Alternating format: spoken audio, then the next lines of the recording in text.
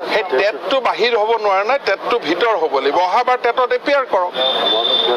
প্ৰত্যেক বছৰে টেট হয়, অহাবাৰ টেটত এপিয়াৰ কৰক।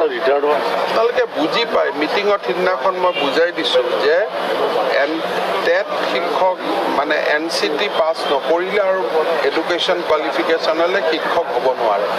কিয় আপোনালোকে স্কুল কলেজ নকৰি নোহোৱা কাম এটাত ঘূৰি ফুৰে?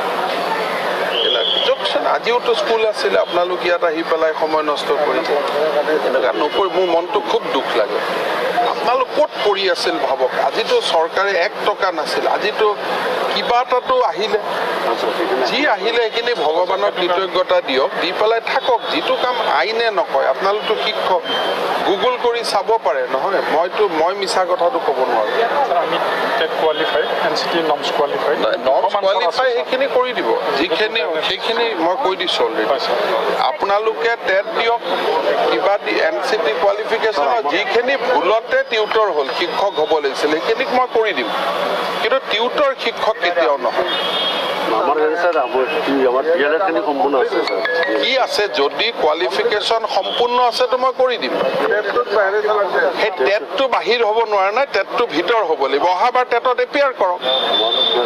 প্ৰত্যেক বছৰে টেট হয়, অহাবাৰ টেটত এপিয়াৰ কৰক। কি কৰিম এতিয়া? এই কথাখিনি মুঠতে আপোনালোকৰ এইখিনিও যাব কেতিয়াবা, যিটো কামত আপোনালোক লাগি আছে। হ'ব।